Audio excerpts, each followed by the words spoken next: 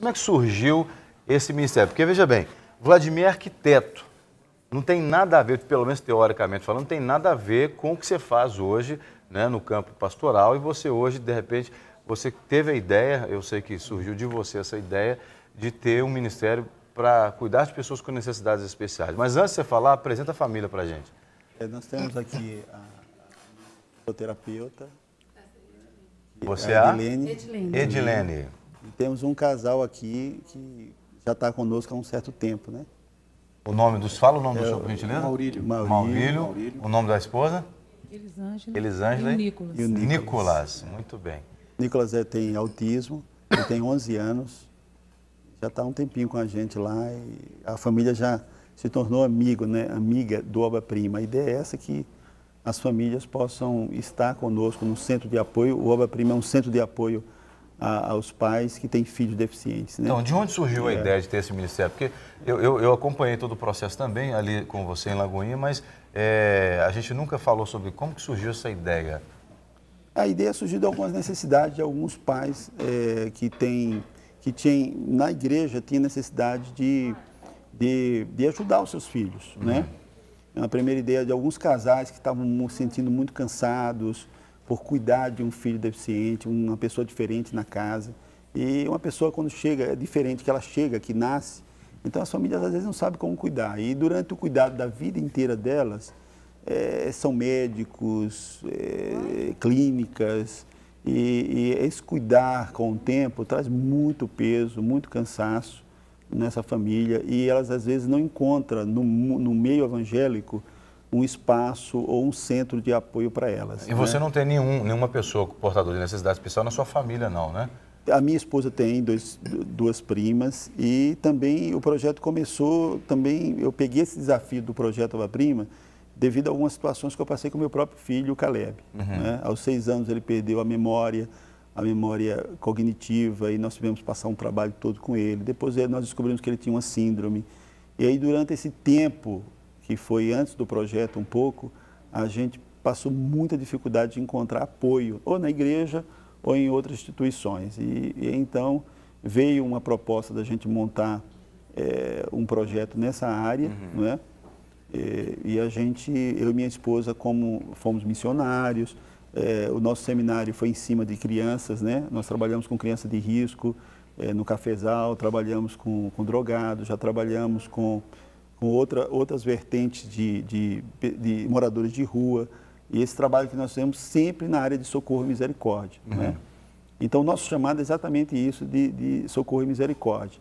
Então, foi quando surgiu esse desafio de mais um trabalho de socorro e misericórdia, através de um projeto que pudesse trazer esse apoio a essas famílias. O nosso sofrimento, o exemplo meu e da minha esposa com o nosso filho, trouxe esse incentivo, né, para a gente... Um gás a mais, gás, né? A mais, também de fazer com que as pessoas que tivessem a mesma necessidade que nós tivemos não ficassem perdidas na cidade ou ficassem sofrendo dentro de casa. Muitos se isolam, né? A vergonha de ter um filho deficiente, às vezes, e estar sempre pedindo ajuda de alguém. E, às vezes, não é dinheiro, às vezes é um abraço, é um carinho, é uma atenção, encontrar alguém que possa ouvir, né? E a Obra Prima se prestou a isso, exatamente com essa experiência minha e da minha esposa. Mas a necessidade de alguns irmãos da igreja da Lagoinha e outros irmãos, nós achamos que era um bom projeto que ia atender a necessidade da comunidade, e nós então tem dado muito certo, né? Eu queria perguntar para a família, vocês já estavam na igreja quando o projeto começou, ou vocês vieram depois, a partir do projeto, né? E o que o projeto hoje representa para vocês? Olha, na verdade, nós não fazemos parte do Ministério Lagoinha, né? Nós somos de outro ministério. Interessante. Nós ficamos sabendo, através de uma amiga da minha esposa, passou para o telefone, nós fizemos contato, o Nicolas é autista, aos 4 anos de idade ele deu meningite, teve uma complicação além do autismo, né, encefalite herpética. Então, nós ficamos sabendo do Ministério, justamente isso que o pastor acabou de relatar, a dificuldade de nós, pais, temos um apoio do ponto de vista de governo mesmo, governamental, para esse tipo de acompanhamento. Além da discriminação, exclusão social que a gente observa na sociedade, né? Então, assim, fizemos contato, foi agendada a entrevista, eu e a minha esposa fomos à entrevista, e a partir daí o Nicolas passou a ser acompanhado pelo Ministério da Obra-Prima, e de lá para cá a gente tem observado assim, a mudança, a alteração, o acompanhamento, assim, para nós pais, tem sido muito bom, porque, assim, na verdade, na clínica regular, na verdade, não é na clínica regular, a criança entra, o médico lá, o psiquiatra, o psicólogo, ele taca remédio no seu filho e acha que aquilo vai adiantar, vai resolver o problema. Na verdade, ele só vai retardando o problema cada vez mais, né? E nós, os pais, ficamos cada vez mais assim, com aquela aflição de ver uma solução do seu filho, né? Uma solução assim, do ponto de vista da cura, alguma coisa desse sentido. E a clínica regular não propõe isso, não supre isso. A Obra-Prima é o inverso disso, né? A gente observa que, além de dar um apoio para a criança com necessidade especial, dá um apoio muito próximo aos pais, à família, né? Tanto eu, minha esposa, eu tenho as 2 filhas que não são aproveitar e portadores fazer uma de pergunta em especiais. cima disso para os papais. Perdão. Porque o que acontece? Esse apoio para a família, muitas vezes, o centro das atenções, é claro, é o Nicolas, pela necessidade especial, então ele tem que ser cuidado de perto. Mas há uma situação enorme que gera em torno dos pais, quando descobre a doença, quando a coisa começa a nascer. E, principalmente, o que nós dissemos aqui um pouco no Café da Manhã, sobre o preconceito que a sociedade brasileira está tão recheada. Eu gostaria que você falasse na perspectiva de preparação para vocês, como pais, o que influenciou esse ministério maravilhoso através da vida do pastor Vladimir e o que mudou vocês, porque não é fácil, a gente não está preparado para uma situação dessa, a gente é preparado já com a situação em andamento, é isso mesmo, gente? Na verdade, a gente, se não for Jesus na vida da gente, a gente se isola. Sim. Acho que o primeiro caminho que nós humanos, seres humanos, assim, pessoas falhas, se entrar, ficar dentro de um quarto e se isolar e começar a perguntar o porquê daquilo, do seu filho ter nascido assim, e o que está acontecendo, né? Isso na sua vida. Mas Jesus é misericordioso, né? E vai colocando as pessoas certas no caminho da gente, e a gente esse caminho começa a fluir, te dá uma orientação, um norte, e nesse sentido, assim, a discriminação que a gente passa é muito grande, né? Por você ter um filho portador de necessidades especiais, né? A sociedade não está preparada para isso, assim como nós pais também não estavam preparados. Mas, como eu disse, Jesus vai moldando nesse sentido, e você vai se preparando. Do ponto de vista espiritual, tem uma certa ocasião que o Nicolas tinha atendimento 4 vezes na semana. Uau. De manhã, de tarde, pedacinho. Você que trabalha, né? E aí, assim, como fazer isso? Como fazer é interessante que a gente vê o atendimento completo, tanto da família, quanto, né, dele, da criança ou do adolescente que tem a necessidade especial. Eu queria perguntar para a psicoterapeuta, não é isso? Fisioterapeuta, desculpa. Como que é o trabalho realizado com o Nicolas? A gente vê que ele tem autismo, né? Não é isso? Qual que é o trabalho realizado para ajudar ele? Porque os pais têm esse atendimento também. O pastor Vladimir veio aqui falar desse ministério tão lindo que alcança as famílias, que prepara os pais para passar por essa situação, prepara psicologicamente, né? Um apoio, assim, claro que não ignorando, ou melhor, deixando no centro assim, a fé em Deus, em Jesus, e também o apoio à criança portadora dessa deficiência. Como é que é o trabalho realizado para uma criança que tem esse tipo de necessidade? Sim. O Nicolas, na realidade, ele não é o meu paciente, mas a fisioterapeuta trabalha, sim, com o autismo. Ele é uma criança que fica mais no mundinho dela, mais quietinha ali, né? Então, a gente procura trabalhar em cima do que ele te oferece. Então, ali é o mundinho dele, então nós vamos começar a explorar o mundinho dele e fazer com que ele explore também ao redor. Ele está gostando de estar na televisão. Eu estou vendo que ele está achando...